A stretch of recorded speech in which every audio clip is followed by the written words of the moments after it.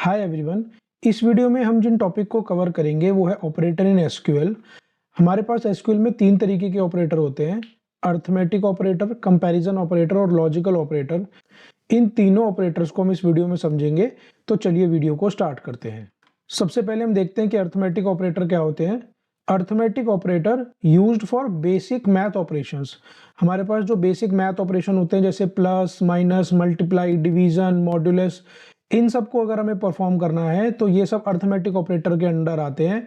और हम इनको कैसे अप्लाई करते हैं इसके लिए हम चलते हैं अपने वर्क बेंच पे और वहां पर हम इसको अप्लाई करके देखते हैं। ये हम आ गए अपने वर्क बेंच पे। अर्थमेटिक ऑपरेटर को समझने के लिए ये मैंने एक टेबल ली है एम्प्लॉयज। इसके अंदर जो मैंने कॉलम लिए हैं वो है ID, name, age, salary, department और बोनस। तो हम इस टेबल को क्रिएट कर लेते हैं और देन इसके अंदर मैंने ये कुछ सैंपल डेटा लिया है तो हम इसको भी एक बार इंसर्ट कर लेते हैं। देन हम इस डेटा को एक बार व्यू कर लेते हैं। तो ये हमारा डेटा में विजिबल हो गया, यानी कि हमारी टेबल सक्सेसफुली क्रिएट हो गई है और उसके अंदर डेटा सक्सेसफुली इंसर्ट हो गया है। अब हम अपने अर्थमेटिक ऑपरेटर के एग्जांपल देखते हैं। जो मैंने सबसे पहला एग्जांपल लिया है वो है calculate total compensation by adding salary to bonus. यहाँ पर हमारे पास जो दो कॉलम है सैलरी और बोनस, अगर मुझे इन दोनों को ऐड करके एक नया कॉलम क्रिएट करना है जिसका नाम मुझे रखना है टोटल कंपनसेशन, तो उसको मैं कैसे करूंगा। मैंने यहाँ पर लिखा सेलेक्ट नेम सैलरी, जो मेरा सैलरी कॉलम है, प्लस बोनस, ये जो मेरा बोनस कॉलम है, और इसको मैंने एक नया नाम दिया as total compensation from employee. तो जैसे ही मैं अपनी इस क्वेरी को रन करूंगा ये मेरे पास एक टोटल कंपनसेशन का न्यू कॉलम ऐड हो गया है और जिसके अंदर जो मेरा सैलरी कॉलम और बोनस कॉलम था वो दोनों ऐड हो गए हैं। तो इस तरीके से हम अर्थमेटिक ऑपरेशंस परफॉर्म करते हैं, जिसके अंदर अभी जो हमने सबसे पहले देखा वो हमने देखा कि हम ऐड को कैसे परफॉर्म करते हैं। देन एक और एग्जांपल है जिसके अंदर मैं आपको शो करता हूँ कि हम माइनस को कैसे यूज करते हैं। तो यहाँ पर जो मैंने एग्जाम्पल लिया है उसमें मैं डिडक्ट कर रहा हूँ 1000 फ्रॉम ईच एम्प्लॉय सैलरी। तो सबसे पहले हम अगेन अपना एक बार डेटा देख लेते हैं और इस एग्जांपल में हम क्या कर रहे हैं, हम 1000 डिडक्ट कर रहे हैं एम्प्लॉय की सैलरी से। तो यानी कि ये जो सैलरी कॉलम है इसमें से मैं हर एम्प्लॉय की सैलरी में से मैं 1000 रुपीज को अगर डिडक्ट करना चाहता हूं तो मैंने उसके लिए जो क्वेरी लिखी सेलेक्ट नेम, मैं नेम की जगह यहाँ पर स्टार कर देता हूँ ताकि हम कंप्लीट डेटा भी देख सके। कॉमा लगा के मैंने एक और कॉलम ऐड करा जिसके अंदर मैंने लिखा salary minus 1000 as new salary. तो ये एक नया कॉलम बनेगा जिसके अंदर जो सैलरी कॉलम है उसमें से हर सैलरी में से 1000 डिडक्ट हो जाएंगे और उसके बाद जो नंबर आएगा वो न्यू सैलरी कॉलम में आ जाएगा। देन मैंने लिखा फ्रॉम एम्प्लॉयज जो कि मेरी टेबल का नाम है। तो मैं आपको इस क्वेरी को रन करके दिखाता हूँ। ये एक न्यू सैलरी कॉलम क्रिएट हो गया और जितने भी मेरे सैलरी कॉलम की वैल्यूज थी सब में से 1000 डिडक्ट होके यहाँ पर इस न्यू सैलरी के कॉलम में वैल्यूज आ गई। तो इस तरीके से हम माइनस या फिर सब्ट्रैक्शन को परफॉर्म करते हैं। और ज़रूरी नहीं है कि हम सिर्फ जो हमारे पास कॉलम है उन्हीं पे हम इनको परफॉर्म कर सकते हैं। फॉर एग्जांपल अगर मुझे मल्टीप्लिकेशन करनी है किसी नंबर पे तो मैं सीधा ऐसे भी लिख सकता हूँ सेलेक्ट 10 मल्टीप्लाई बाय 2 और मैं जैसे इसको रन करूंगा मेरे पास रिजल्ट आएगा 20। तो ये मेरे पास 20 रिजल्ट आ गया।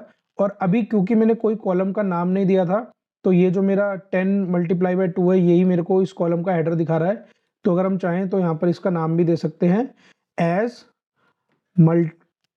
एज मल्टीप्लीकेशन, यानी मैंने मल्टीप्लीकेशन के लिए शॉर्ट फॉर्म MUL लिखा है।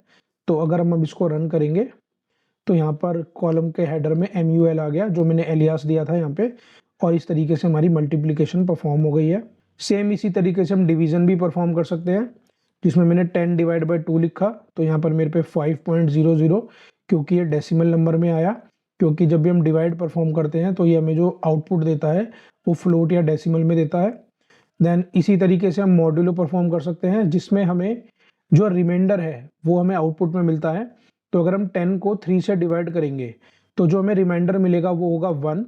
तो जैसे ही मैं इसको रन करूंगा इसने मुझे आउटपुट में यहाँ पे 1 दे दिया। तो इस तरीके से हम अपने अर्थमेटिक ऑपरेटर्स को यूज करते हैं। हम चाहे तो इन्हें कॉलम्स पे भी अप्लाई कर सकते हैं या फिर हम इन्हें नॉर्मली नंबर्स पे भी अप्लाई कर सकते हैं। तो ये थे हमारे अर्थमेटिक ऑपरेटर। अब हम समझते हैं सेकंड ऑपरेटर जो है comparison operator. Comparison operator use होते हैं वैल्यूज को कंपेयर करने के लिए। फॉर एग्जांपल इसके अंदर जो ऑपरेटर्स आते हैं वो होता है greater than, less than, greater than equal to, less than equal to, not equal to या फिर बिटवीन। मोस्टली ये हम यूज़ करते हैं जब हमें किसी वैल्यू से किसी सेल की वैल्यू को कंपेयर कराना हो, जैसे कि हमें वो सारी सैलरीज देखनी हो जो कि 5000 से ग्रेटर हो या 10,000 से लेस हो, या फिर ग्रेटर देन इक्वल टू हो, या फिर नॉट इक्वल टू हो, या फिर अगर हमें किसी रेंज के अंदर कोई वैल्यू चेक करनी होती है तो हम कंपैरिजन ऑपरेटर का यूज़ करते हैं। इसको भी हम वर्कबेंच में एग्जांपल की हेल्प से समझते हैं। तो कंपैरिजन ऑपरेटर समझने से पहले सबसे पहले हम अपनी एक बार टेबल को दोबारा देख लेते हैं। ये हमारी कंप्लीट टेबल है। तो अब हम कंपैरिजन ऑपरेटर को समझते हैं। तो सबसे पहले जो मैंने एग्जांपल लिया है उसमें हम कैलकुलेट कर रहे हैं सैलरी। तो list all employees who are getting salary more than 20,000।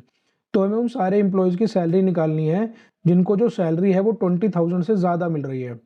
तो इस क्वेरी को हम लिखेंगे सेलेक्ट स्टार फ्रॉम एम्प्लॉयज, हमारी टेबल का नाम है, वेयर सैलरी ग्रेटर देन 20,000। तो इस तरीके से हम अपने ऑपरेटर का यूज़ करते हैं। जहाँ पर हमने कॉलम का नाम लिखा, हम सैलरी कॉलम पे ये लगाना चाहते हैं और हम चेक क्या करना चाहते हैं, ग्रेटर देन 20,000। ये हमारी कंडीशन हो गई। और जैसे ही मैं अपनी इस क्वेरी को रन करूंगा मुझे वो सारे एम्प्लॉयज की सैलरी शो हो जाएगी जहाँ पर जो सैलरी है वो ग्रेटर देन 20,000 है। तो ऐसे हमारे पास दो एम्प्लॉय हैं, अमित और सिमरन, जिनकी सैलरी ग्रेटर देन 20,000 है। देन हम नेक्स्ट एग्जांपल देखते हैं जो कि सिमिलर टू दिस है, बट यहाँ पर हम जो एम्प्लॉयज की सैलरी निकाल रहे हैं वो मोर देन और इक्वल टू 20,000।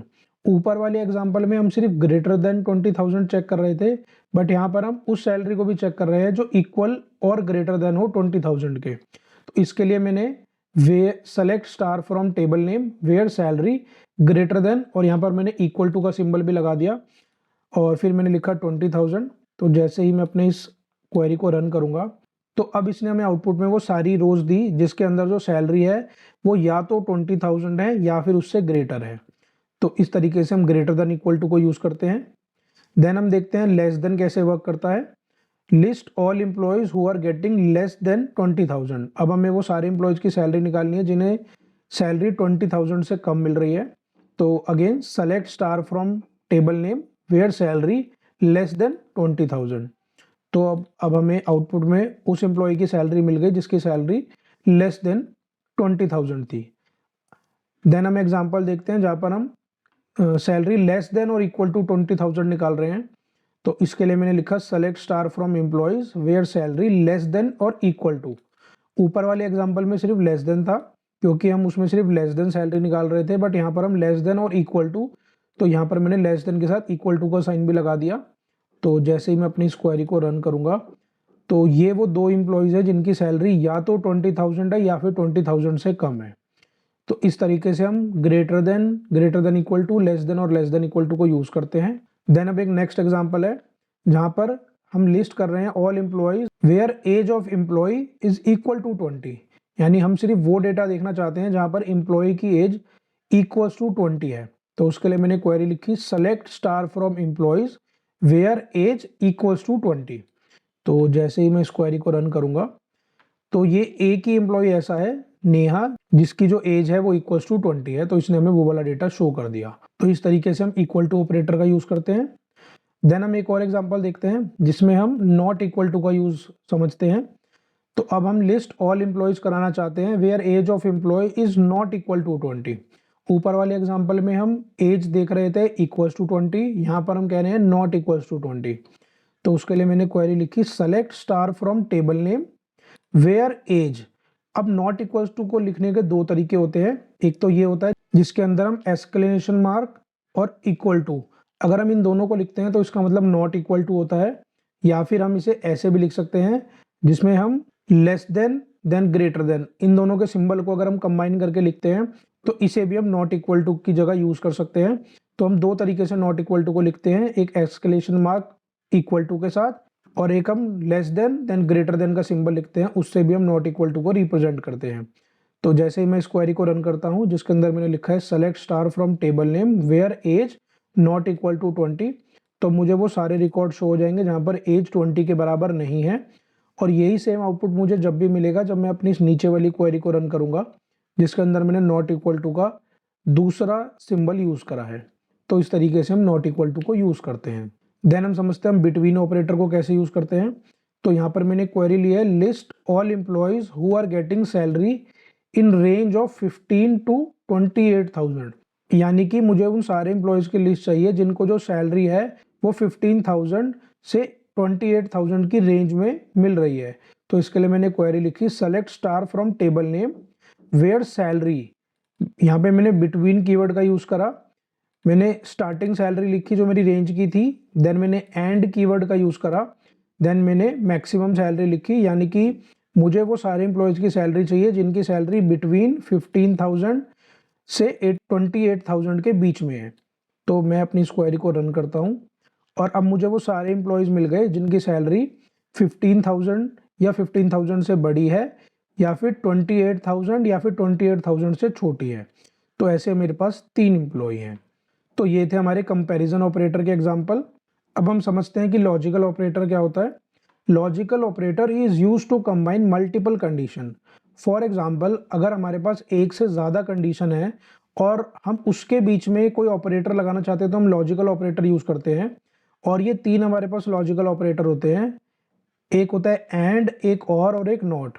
एंड हमारा क्या करता है, all condition must be true, यानी कि अगर हम एंड कीवर्ड का यूज करते हैं 2 या 2 से ज्यादा कंडीशन में, तो एंड हमें ट्रू रिटर्न करेगा। अगर सारी कंडीशन का जो रिजल्ट है वो ट्रू है तो ये हमें ट्रू रिटर्न करेगा। अगर किसी एक भी कंडीशन का रिजल्ट फॉल्स है तो ये हमें फॉल्स रिटर्न करेगा। देन हम और देखते हैं और कैसे वर्क करता है। और के केस में अगर हमने मल्टीपल कंडीशंस लिखी हैं और अगर उनमें से कोई भी एक भी ट्रू रिजल्ट रिटर्न करती है तो और हमें ट्रू रिटर्न कर देगा। और नॉट के केस में क्या होता है, जो भी कंडीशन हमें रिजल्ट प्रोवाइड करती है नॉट उसका अपोजिट कर देता है। यानी अगर किसी कंडीशन ने हमें ट्रू रिटर्न करा है तो ये उसको फॉल्स कर देता है, और फॉल्स करा है तो ट्रू कर देता है। यानी कि मेन एंड और में ये डिफरेंस है, एंड के अंदर सारी कंडीशन अगर ट्रू है तो ही एंड हमें ट्रू रिटर्न करेगा, बट और के केस में अगर कोई एक कंडीशन भी ट्रू हो जाती है तो और हमें ट्रू रिटर्न कर देता है। अब हम इसे वर्कबेंच में अप्लाई करके देखते हैं कि हम इसे कैसे यूज करते हैं। तो सबसे पहले हम देख रहे हैं एंड का एग्जांपल, जहां पर both condition must be true होनी चाहिए। और यहाँ पर जो मैंने कंडीशन लगाई है वो लगाई है select star from employee where age, ये मेरी पहली कंडीशन है जहां पर मैं कह रहा हूं कि एज ग्रेटर देन 25 होनी चाहिए, एंड डिपार्टमेंट, और जो डिपार्टमेंट है वो आईटी होना चाहिए। यानी कि अब मुझे सिर्फ वो डेटा देखना है जहां पर कि ये दोनों कंडीशन सेटिस्फाई कर रही हूँ। और अगर मैं अपने डेटा में चेक करूं तो डिपार्टमेंट आईटी के हमारे पास 2 रिकॉर्ड हैं, ये और ये। और जहां पर एज ग्रेटर देन 25 हो, ऐसा सिर्फ एक रिकॉर्ड है, क्योंकि सेकेंड रो में जो नेहा है उसकी एज 20 है जो कि 25 से लेस है। तो यानी कि ये जो हमारी कंडीशन है दोनों, ये सिर्फ एक ही रो को सेटिस्फाई कर रही हैं, जहां पर एज ग्रेटर देन 25 है और डिपार्टमेंट आईटी है। तो जैसे ही मैं इस क्वेरी को रन करूंगा जो मुझे आउटपुट मिलेगा वो आईडी नंबर 4, जहां पर नेम सिमरन है, ये वाला आउटपुट मुझे मिलना चाहिए। तो जैसे ही मैंने इस क्वेरी को रन करा मुझे वही आउटपुट मिला जहां पर ये मेरी दोनों कंडीशन को सेटिस्फाई कर रहा है। तो ये होता है एंड का एग्जांपल, जहां पर सारी कंडीशन ट्रू होनी चाहिए। देन हम देखते हैं और का एग्जांपल, जिसके अंदर कोई एक भी कंडीशन ट्रू होगी तो भी ये मुझे उसको आउटपुट में दे देगा। तो यहाँ पर मैंने लिखा select star from table name where department equals to HR और डिपार्टमेंट इक्वल्स टू फाइनेंस। सबसे पहले मैं आपको एक बार कंप्लीट डेटा शो कर देता हूँ। और अब अगर हम इस क्वेरी को देखें तो मुझे वो सारा डेटा चाहिए जहां पर या तो डिपार्टमेंट एचआर हो या फिर डिपार्टमेंट फाइनेंस हो। यानी कि अब दोनों कंडीशन में से कोई एक भी सेटिस्फाई होगी तो मुझे वो भी चलेगा। तो हमारा डिपार्टमेंट एचआर है यहाँ पर और फाइनेंस है यहाँ पर, तो अब ये मुझे ये दोनों रिकॉर्ड दे देगा। तो मैं आपको इसको रन करके दिखाता हूँ। तो इसने मुझे दोनों रिकॉर्ड दे दिए। तो इस तरीके से हमारा और वर्क करता है, जहां पर या तो ये कोई भी कंडीशन सेटिस्फाई हो। और एज के केस में हमारा था जहां पर ये दोनों कंडीशन सेटिस्फाई हुई थी, क्योंकि डिपार्टमेंट हमारे पास आईटी 2 जगह था बट एज एक ही जगह सेटिस्फाई हो रही थी, तो इसने मुझे एक ही आउटपुट दिया। बट यहाँ पर इसने मुझे जो आउटपुट दिया उसमें डिपार्टमेंट एचआर वाला भी डेटा दे दिया और डिपार्टमेंट फाइनेंस वाला भी डेटा दे दिया। तो इस तरीके से हमारा और वर्क करता है। देन हम नॉट का एग्जाम्पल देखते हैं जो कि बिल्कुल अपोजिट कर देता है। For example, select star from table name where not department equals to IT. इसका मतलब है मुझे वो सारा डेटा चाहिए जहाँ पर डिपार्टमेंट आईटी नहीं है। तो जैसे ही मैं इसको रन करूँगा, तो अब इसने मुझे वो सारा डेटा दे दिया जहाँ पर डिपार्टमेंट आईटी नहीं है। यानी आईटी के अलावा हमारे पास एचआर डिपार्टमेंट था और फाइनेंस डिपार्टमेंट था। तो क्योंकि मैंने यहाँ पे नॉट लगा दिया, तो इसने मुझे सिर्फ वो डेटा शो करा जहाँ पर डिपार्टमेंट आईटी नहीं है। अगर मैं इस नॉट कीवर्ड को यूज़ नहीं करता, तो ये मुझे सिर्फ वो डेटा शो करता जहाँ पर डिपार्टमेंट सिर्फ आईटी है। तो इस तरीके से हमारे लॉजिकल ऑपरेटर वर्क करते हैं। तो ये थे हमारे ऑपरेटर, जिसके अंदर हमने तीनों ऑपरेटरों को एक एक करके विद एग्जांपल समझा। तो आई होप आपको ये वीडियो पसंद आई हो, बट स्टिल अगर आप कोई डाउट हो जो आप मेरे से पूछना चाहते हो तो आप कमेंट में पूछ सकते हो। एंड इस वीडियो के लिए इतना ही। अब हम मिलते हैं नेक्स्ट वीडियो में।